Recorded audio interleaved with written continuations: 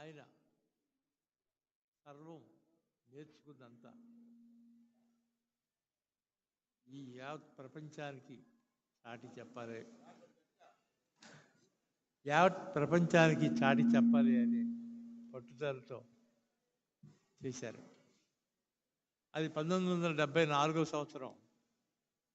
నేను 1974 సంవత్సరం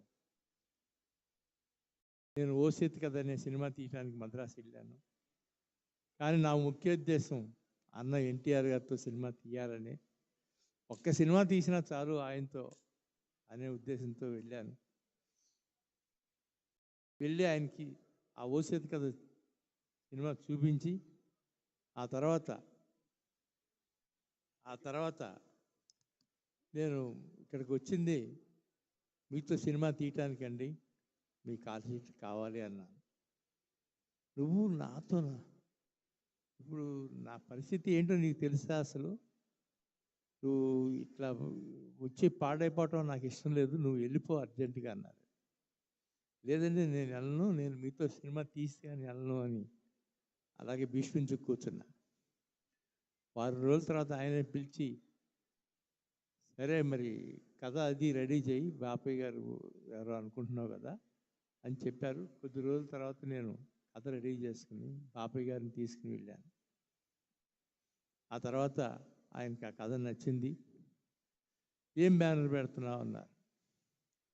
నేనేం బ్యానర్ అనుకోలేదండి, ఏదైనా ఈ సినిమాకి అన్నీ మీరే చేయాలి అన్నారు. వెంటనే ఆయన తలదిప్పటి పక్క చూసి కృష్ణుడి మెడలో వైజయంతి ఆ మాలను చూసి, కృష్ణుడి మెడలో ఉంటే అది ఎప్పటికీ వాడిపోదు, అది పెట్టుకునేటప్పుడల్లా ఎవరికి ఎప్పుడు అసలు ఏ సందేహం వచ్చినా ఏ సందర్భం వచ్చినా అదే నెరవేరుస్తుంది అని చెప్పి వైజయంతి మూవీస్ అని నామకరణం చేశారు. ఆనాటి నుంచి ఈనాటి వరకు ఆ వైజయంతి మూవీస్ ఎంతో గొప్ప విజయాలను సాధిస్తూ ముందుకు సాగుతుంది. నిన్న మేము తీసిన కల్కి సినిమా కూడా అలాగే విజయం సాధించింది.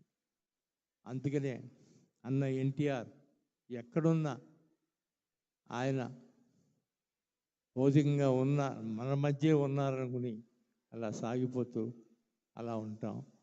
అందుకని ఈ సందర్భంగా ఆయనకు మరొకసారి తెలియజేసుకుంటూ సెలవు తీసుకుంటున్నాను.